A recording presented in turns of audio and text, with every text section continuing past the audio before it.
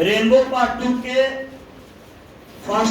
Rainbow part 2 का दूसरा lesson है भारत इज माय होम, जो डॉक्टर जाकिर हुसैन के द्वारा लिखा गया। किसके द्वारा लिखा गया है? डॉक्टर जाकिर हुसैन। आपका ऑब्जेक्टिव जो है यहीं से बन जाता है, यानी एक ऑब्जेक्टिव आपका यहीं से क्लियर हो जाता है। डॉक्टर ये जो चैप्टर को लिखा है किसके द्वारा लिखा गया है? डॉक्टर जाकिर हुसैन के द्वारा जो है Bharat is my home chapter लिखा गया है। अगर मैं बात करूं तो ये लिखा नहीं गया है, ये एक भाषण दिए थे डॉक्टर जाकिर हुसैन जो थे, क्या कहते हैं, एक भाषण दिए थे। कब? जब राष्ट्रपति बने थे तो शपथ के बाद में एक भाषण दिए, उसी भाषण का नाम रखा गया क्या? भारत इज माय होम, जो कि डॉक्टर जाकिर हुसैन के द्वारा लिखा गया, यानी उस भाषण को दिया गया और ये जाकर के इधर चैप्टर बन गया। तो हम लोग कहते हैं कि भारत इज माय होम किसके द्वारा लिखा गया? डॉक्टर जाकिर हुसैन। ऑब्जेक्टिव जो होता है कहां से प्रारंभ होता है उस पर विचार कीजिएगा। देखिए ऑब्जेक्टिव क्या होता है। पहला, डॉक्टर जाकिर हुसैन 1969 यानी ये जहां भी किसी नाम के बाद ये लगा रहे तो जानिए कि ये उनका जन्म होता है और ये इनका मृत्यु होती है। यानी डॉक्टर जाकिर हुसैन का जन्म कब हुआ था? 1897 में हुआ था जी, 1897 में हुआ था। और वे डेथ कब किए थे? 1969 में डेथ किए थे। अब आपका एक क्वेश्चन यहाँ से बन जाता है ऑब्जेक्टिव के लिए। 3 क्वेश्चन तैयार हुआ। पहला, भारत इज माय होम किसने लिखा? एक, डॉक्टर जाकिर हुसैन का जन्म कब हुआ? वे कब, उनका मृत्यु कब हुई? 1969 में। अब ध्यान दीजिए, doctor Zakir Hussain born in Hyderabad, यानी उनका जन्म जो हुआ है हैदराबाद में हुआ है। कहाँ हुआ है? हैदराबाद में हुआ है, यानी हैदराबाद भारत में ही पड़ता है। ठीक है, ऑप्शन ये भी बन सकता है कि उनका जन्म कहाँ हुआ? हैदराबाद में। वो किस देश के थे? भारत, यानी इंडिया के थे। क्लियर है? आगे, यानी doctor Zakir Hussain born in Hyderabad was one of our greatest freedom fighter, यानी डॉक्टर जाकिर हुसैन जो थे हैदराबाद में जन्मे थे और वे हमारे महान स्वतंत्र सेनानियों में से एक थे। वे जो थे हमारे महान स्वतंत्र सेनानियों में से क्या थे? एक थे। एज वेल एज, साथ ही एन एमिनेंट एजुकेशनिस्ट, और वे क्या थे? एक विख्यात शिक्षाविद थे। विख्यात शिक्षाविद कहने मतलब विद्वान थे। Doctor Hussain became president of India in 1967, यानी डॉक्टर हुसैन क्या बन गए? भारत के राष्ट्रपति बन गए। यानी doctor Hussain become the president of India, Bharat के राष्ट्रपति बन गए। कब बने जी? 1967। आप लोग जो है, आप लोग एक हाईलाइटर अब लेके चलिए और क्या कीजिएगा, जहाँ वो मटेरियल है उसको क्या कीजिए, हाईलाइट करते चलिएगा कि तभी आपको क्लियर हो जाएगा ऑब्जेक्टिव के लेकर के। एक क्वेश्चन आपका यहाँ से उत्पन्न हो जाता है कि डॉक्टर जाकिर हुसैन भारत के राष्ट्रपति कब बने थे? 1967 में। ये क्लियर करना, याद होना चाहिए। आगे, अर्लियर यानी शुरू में ही had served as the governor of Bihar, इसके पहले राष्ट्रपति बनने से पहले वो क्या थे जी? कौन सी सेवा किए थे? बिहार के राज्यपाल के रूप में वो क्या किए थे? सेवा किए थे। कौन? डॉक्टर जाकिर हुसैन। इसके बाद वो Bharat is my home, Bharat is my home जो है इज एन एक्सट्रैक्ट, यह क्या है? एक निचोड़ है, एक सारांश है। किसका? फ्रॉम द स्पीच, उस भाषण का निचोड़ है। ही गेव इन 1967, इस भाषण को वे कब दिए थे? 1967 में। After taking the oath as president, राष्ट्रपति के रूप में जब वे शपथ लिए थे तब जाकर के इस भाषण को उन्होंने दिया था। किन्होंने? डॉक्टर जाकिर हुसैन ने उस भाषण को तब जाकर के दिए थे। कोई दिक्कत है? अब हम लोग आगे बढ़ते हैं।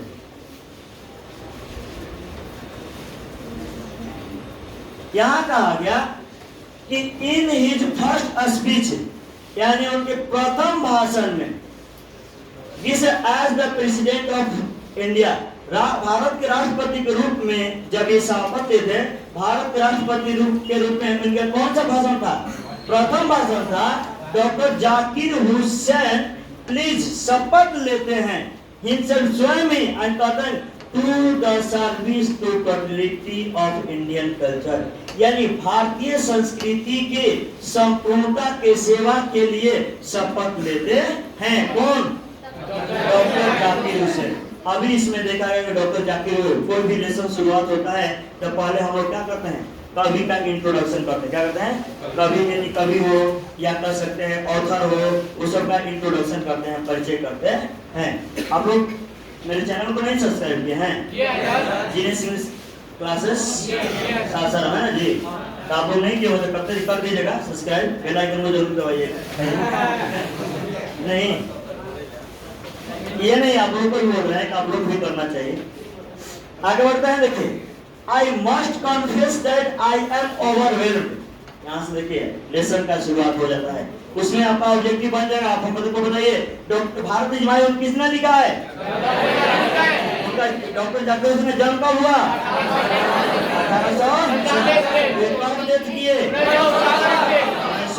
1859। सही है। ये भारत के राष्ट्रपति कब बने? 1960। उनका जन्म कहाँ हुआ? हैदराबाद में। ये ऑब्जेक्टिव छूटने वाला नहीं है और छूटना भी नहीं चाहिए। अब आगे बढ़ते हैं।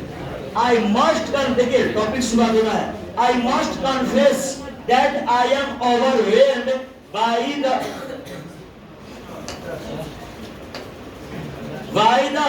trust my people have placed in me by electing me to the highest office in the land। और कीजिएगा, यानी भी कहते हैं डॉक्टर जाकिर हुसैन कि आई मस्ट कन्फेस, मुझे अवश्य स्वीकार करना चाहिए। मुझे क्या करना चाहिए? अवश्य स्वीकार करना चाहिए कि आई एम ओवरवेल्म्ड, मैं क्या हूँ? मैं खुश हूँ, मैं गदगद हूँ। By the trust my people, जो लोगों के विश्वास से मैं गदगद हूँ। लोगों के जो विश्वास है किसके ऊपर है? प्लेस इन मी, जो मेरे अंदर लोगों का विश्वास दिखा, उस विश्वास के प्रति मैं बहुत ही खुश हूँ। कौन है? डॉक्टर जाकिर, क्योंकि उन्होंने लोग ने ही इलेक्टिंग में मुझे चुन करके कहा भेज दी the highest office in the land, देश में सबसे सर्वोच्च पद के लिए मुझे चुना और अपना विश्वास मेरे प्रति दिखाया। इसके लिए मैं बहुत ही खुश हूँ और मैं इसे स्वीकार करता हूँ। मैं उसे क्या करता हूँ? स्वीकार करता हूँ। लेकिन वे अपने भाषण में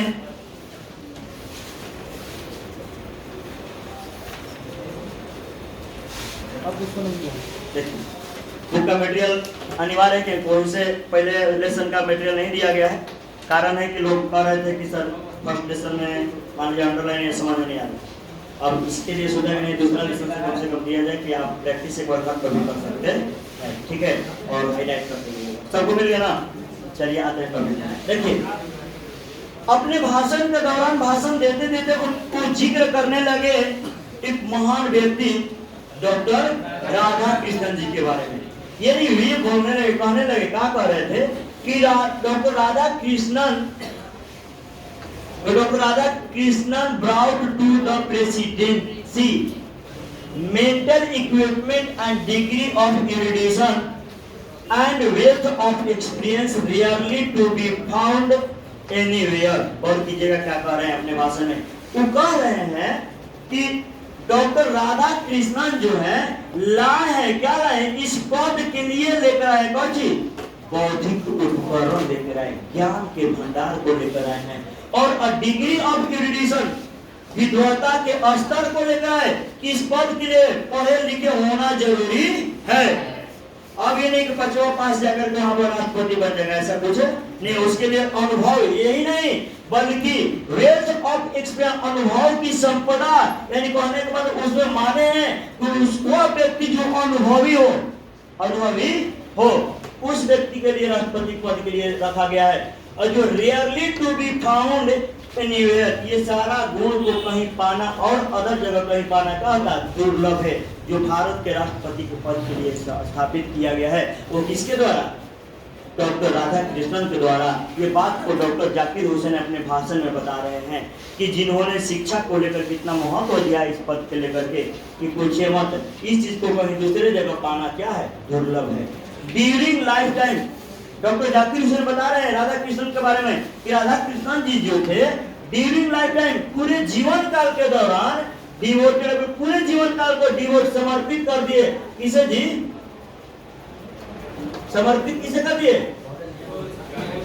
डिवोटेड ने समर्पित कर दिए हैं परस्यूट ऑफ नॉलेज, किसके? एंड ट्रूथ, सत्य और ज्ञान के खोज में। अब पूरा जीवन अपना समर्पण कर दिए सत्य और ज्ञान के खोज में। He has done more than probably any other man to bring out and explain Indian philosophical thoughts and the oneness of all true spiritual values। यानी यहाँ बता रहे हैं कि वो पूरे जीवन को समर्पण कर दिए हैं ज्ञान और सत्य के खोज में, और कह रहे he has done more, वे इतना अधिक किए हैं probably any other man, किसी व्यक्ति के अपेक्षा शायद ही इतना अधिक कर दें कि पूछिए मत। to bring out, जिन्होंने निकाला, खोज निकाला, सर्च कर दिया, एक्सप्लेन, व्याख्या किया, व्यक्त किया, किसके बारे में? भारतीय दार्शनिक विचारों के बारे में। जो भारतीय दार्शनिक लोग थे उनका विचार जो था, उन विचारों को भी ये जिक्र करते गए हैं, उनके विचारों के बारे में जिक्र किए हैं। And oneness of all true and spiritual value, यानी कि आध्यात्मिक मूल्यों के सभी सच्चे एकता के बारे में भी जिक्र किए हैं। जो वननेस एकतापन है किसमें? पूरी सच्चाइयों का, जो आध्यात्मिक के प्रति अध्यात्म समझ रहे हैं ना, जो भी देवी देवताओं या अन्य चीजों में मानने वाला जो है, जो साइंस पे विश्वास न करके किसमें? अध्यात्म में, उसके प्रति भी इनका क्या रहा है? अच्छा रहा है कि किसका? राधा कृष्णन का, जो उसको विचारों को भी प्रकट किए हैं, उनके मूल्यों को, उनके महत्व को समझाने की कोशिश किए हैं। यानी यहाँ जिक्र कर रहे हैं कि he has never lost, उन्होंने कभी नहीं खोया है his faith, यानी क्या? अपने आस्था को in the essential humanity of man, and he himself has never ceased to champion the right of all men to live delight, dignity and with justice। देखिए क्या कह रहे हैं, यानी डॉक्टर राधा कृष्ण जी से जो कभी नहीं अपने क्या विश्वास को खोए, कभी नहीं समाप्त होने दिए। किसके रूप में जी? मानव के, यानी कहने का मतलब है जो मानव मैन के, मानवता के जो आवश्यकता है उसमें अपने आस्था को बनाए रखे, खोए नहीं। एंड ही हिमसेल्फ, कभी नहीं सीज, रूप के, अपने को कभी नहीं रोके, टू चैंपियन, समर्थन देने से किसको? राइट ऑफ ऑल मैन, यानी सभी आदमियों को जो अधिकार है उस अधिकारों को समर्थन देने से भी कभी उसको नहीं रोके। इन डिग्निटी एंड विथ जस्टिस, कि वे लोग क्या करें? लिव, जीवित रहे, जिए, किस रूप में जी? सम्मान पूर्वक जिए और पूरे न्याय के साथ जिए। इसके लिए हमेशा राधा कृष्ण जी का के साथ दिए, इसके देश के लोगों के प्रति कभी अपने आप को कोताही नहीं करते कि नहीं हम नहीं उनका साथ देंगे, ये है वो है। वो चाहते हैं कि लोग जो है अपने ईमानदारी से जिए, अपने पूरे अधिकार के साथ जिए और उसका मेरा साथ रहेगा। I can only assure you that I entire this office is a spirit of prayerful humility and total dedication। यानी यहाँ कहा गया है, यहाँ कह रहे हैं आप लोग पूरा पढ़ना है ना जी, जब पूरा देखते जाना है आप लोग YouTube पे भी देख सकते हैं, ठीक है? हाँ जी, नहीं अभी लाइव नहीं चल रहा, वीडियो चल जाएगा अपलोड। अभी लाइव जान के नहीं किया, कर सकते थे लेकिन नहीं किए, ठीक है? तो आप लोग मेरे चैनल को सब्सक्राइब कर लीजिएगा, पूरा वीडियो मिलेगा।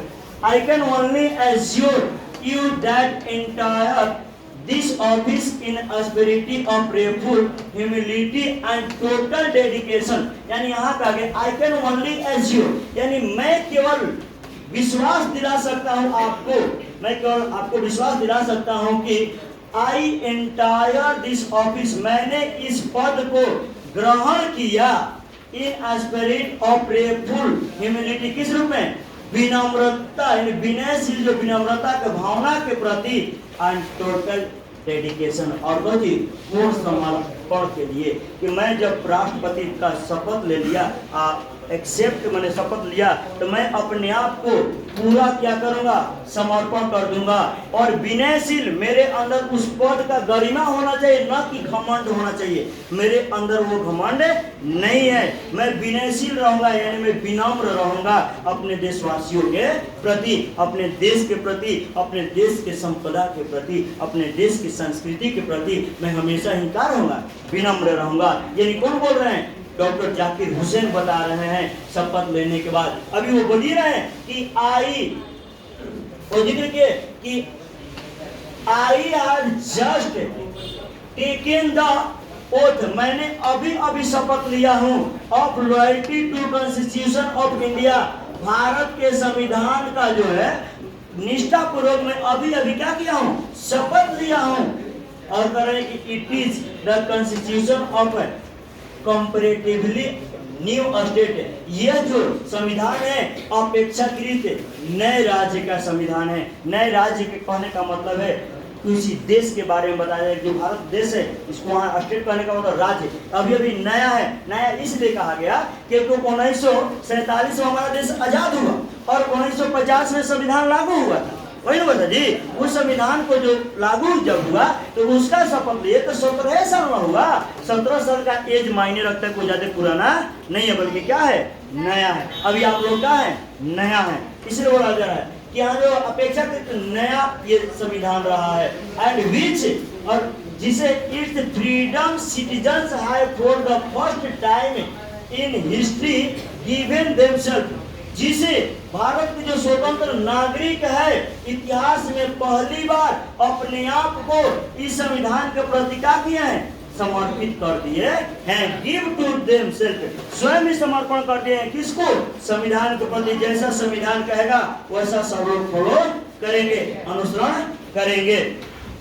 आगे करा है, it is the young state of ancient people, यानी प्राचीन लोगों के युवा राज्य है। प्राचीन लोगों के क्या है, युवा। एक सर युवा कैसे प्राचीन जब लोग है, पहले राजतंत्र चलता था, राजाओं का राजा अपने शासन होना था। उसके बाद देश गुलाम हुआ, लेकिन आजाद हुआ कब?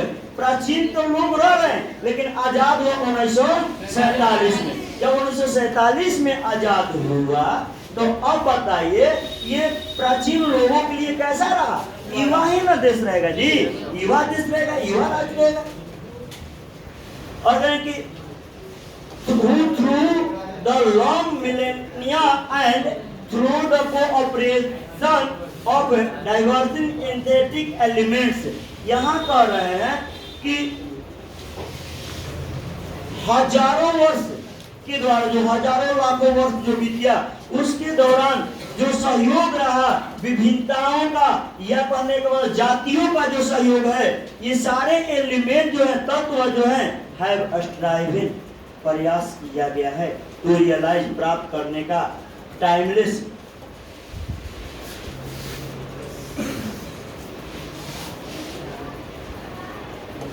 असामयिक रूप से, and absolute value in their own popular way, और इन्हें जो है इनके पूर्ण मूल्यों का अनोखे ढंग से प्रयास किया गया है कि इसे प्राप्त किया जाए। ये नहीं कि हम लोग इतिहास को भूल जाए, नहीं, जो जातियों का समानता रहा है ये सब बरकरार रहेगा, इसमें समाप्त। इसको नहीं कि हम लोग आगे नया पीढ़ी को होगा तो सबको भूल जाएंगे, नहीं, अपना इतिहास उसको भी बरकरार रखना है।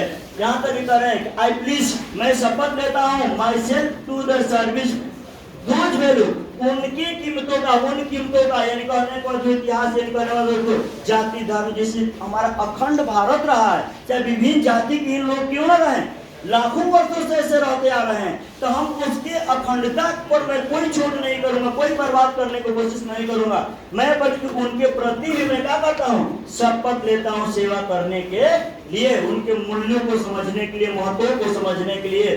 फॉर तो भले ही सम कॉन्क्रीट रियलाइजेशन ऑफ वैल्यू, मूल्य की कुछ प्राप्ति जो हुआ है, कुछ प्राप्ति हुआ है, में बिकम इंडिपेंडेंट, चाहे वो अपर्याप्त हो जाए, with the change of circumstance, परिस्थितियों को बदलने के साथ भले अपर्याप्त हो जाए, शामिल ना हो जाए, फिर भी मैं ये नहीं करूंगा पहले वाला भूल जाऊं। परिस्थिति जैसे मैंने यहाँ समझाने का मतलब है कि जैसे आप भले कहिए कि हम पूजा पाठ नहीं करेंगे, आप पूजा पाठ नहीं करेंगे इससे मकसद नहीं, आपको जोर नहीं दिया जाएगा, आप परिस्थिति में बदलाव हो जाएगा। लेकिन ये नहीं कि मंदिर है जो उसको उखाड़ दिया जाएगा, ऐसा नहीं होगा। जो आस्थाएं हैं, जो इतिहास का है उसको बरकरार रखा जाएगा। आपको नहीं करना है, मत कीजिए, परिवर्तन तो होगा लेकिन उसको पूर्ण रूप से समाप्त नहीं किया जाएगा।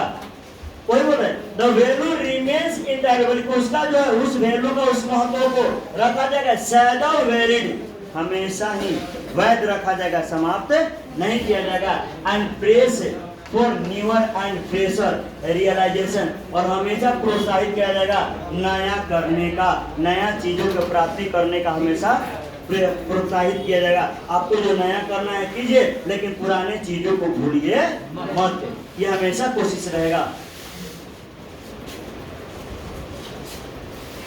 ध्यान दीजिए, यहाँ कहा गया the past is not dead and static, यानी हमारा जो अतीत है, अतीत का नहीं हुआ है, समाप्त नहीं हुआ है, अतीत का मृत्यु नहीं हुई है, बल्कि यह अभी भी क्या है, स्टैटिक है, स्थिर है। और यही नहीं, इट इज अलिव, जीवित एंड डायनेमिक, गतिशील है। हमारा इतिहास समाप्त नहीं हो गया, हमारा संस्कृति समाप्त नहीं हो गया, बल्कि आज भी स्थित पड़ा हुआ है और जीवित भी है और क्या है, गतिशील भी है। ये भी कह रहा है and it involved in determining the quality of our present.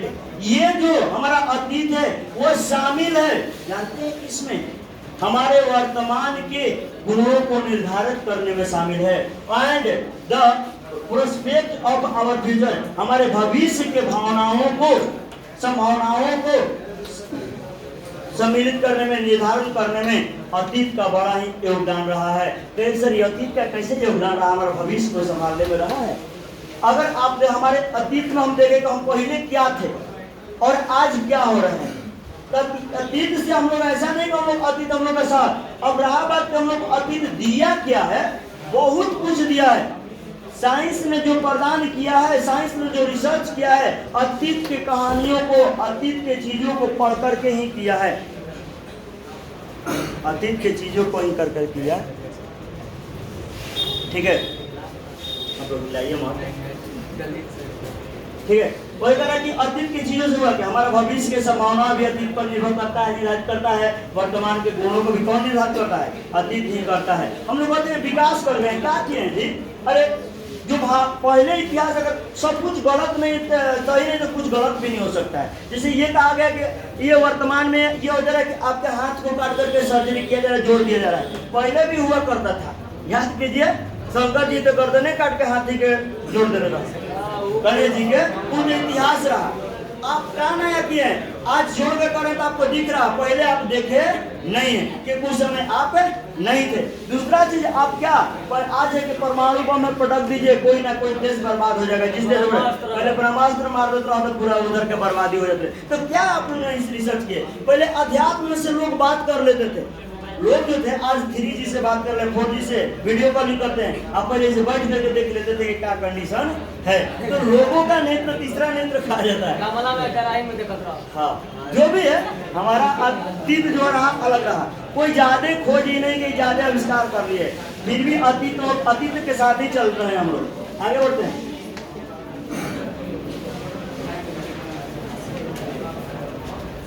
देखिए, the process of its constant renewal, यानी कहने का मतलब इसका निरंतर नवीकरण का जो प्रक्रिया है, जो दिन प्रतिदिन नया होते जा रहा है, इसका निरंतर नवीकरण की जो प्रक्रिया है, इज इंडीड वास्तव में the process of growth of national character. ये क्या है, राष्ट्र कल्चर, राष्ट्रीय संस्कृति के विकास का प्रक्रिया है, या नेशनल कैरेक्टर, राष्ट्रीय चरित्र के विकास का प्रक्रिया है। दिन प्रतिदिन नया होते जा रहा है ना, तो आपकी संस्कृति का विकास होते जा रहा है, आपके जो है चरित्र है देश के, राष्ट्र के, उसका विकास होते जा रहा है।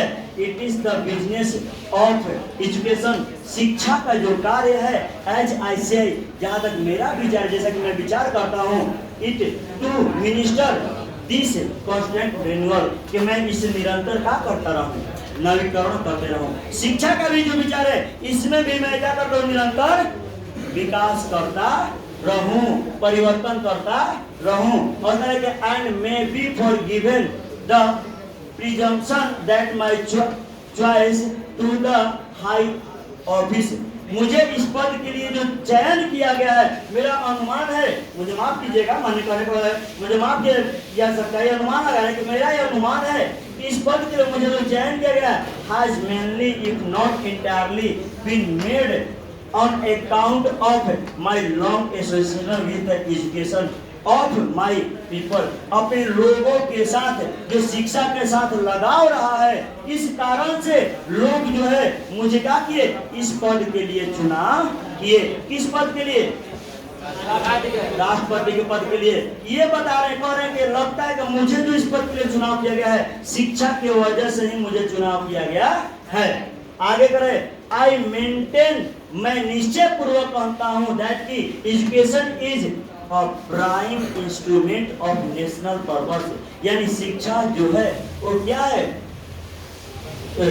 राष्ट्रीय उद्देश्य का मुख्य साधन है। शिक्षा क्या है? राष्ट्रीय उद्देश्य का मुख्य साधन है। And that quality of education, और कह रहा है कि शिक्षा का जो वह गुण है, शिक्षा का वह गुण is inescapably involved in the quality of the nation। राष्ट्र के साथ उसका जो है अटूट संबंध है। ये जो शिक्षा का गुण है उसका जो क्या है, राष्ट्र के साथ अटूट संबंध है। यानी शिक्षा और राष्ट्र दोनों एक दूसरे से इस तरह से जुड़ा हुआ है कि उसे अलग करना मुश्किल ही नहीं बल्कि क्या है, नामुमकिन है।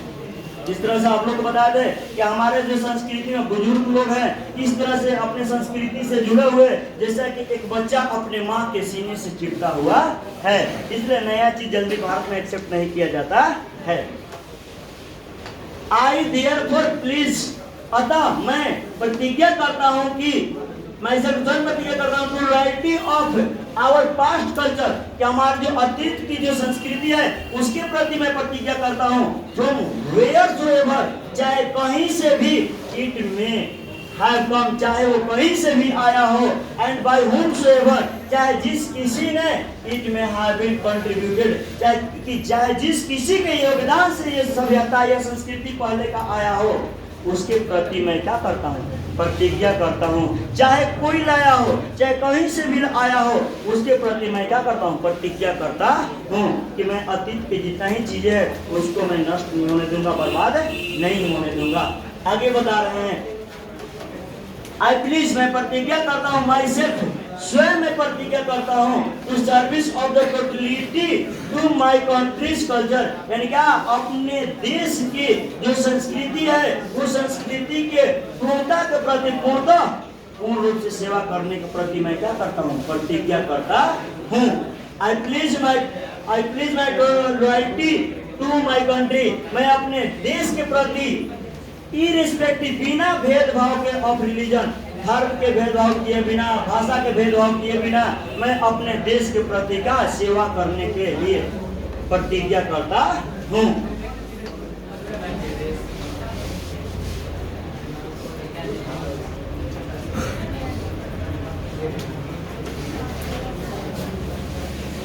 क्या करें, आई प्लीज माई सेल्फ वर्क, मैं काम करने के लिए प्रतिज्ञा करता हूँ, फॉर इट्स स्ट्रेंथ, अपने देश के ताकत के लिए, या प्रोग्रेस, किसके लिए, उन्नति के लिए मैं काम करने के लिए प्रतिज्ञा करता हूँ। For the welfare of its people, Bharat के लोगों के कल्याण के काम करने के लिए मैं प्रतिज्ञा करता हूँ।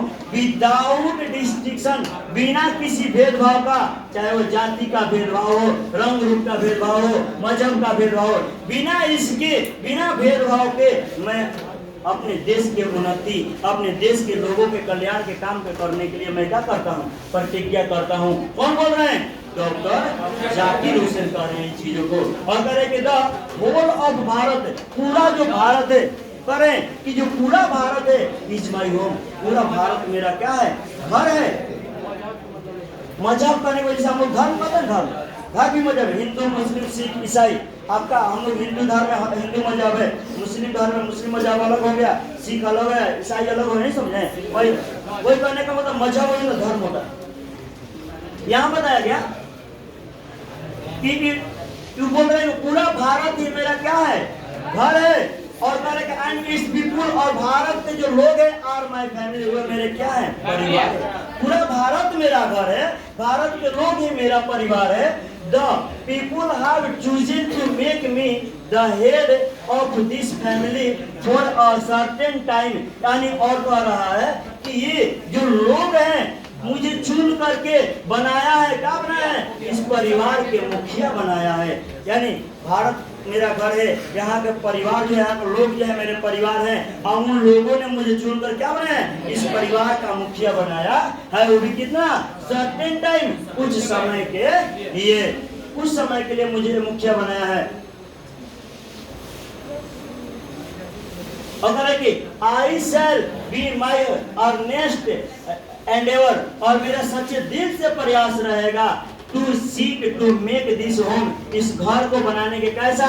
स्ट्रॉन्ग, मजबूत एंड ब्यूटीफुल, सुंदर बनाने का हमेशा प्रयास रहेगा दिल से। एंड वर्दी home for a great people engage it the fascinating task of building up a just and prosperous and graceful life।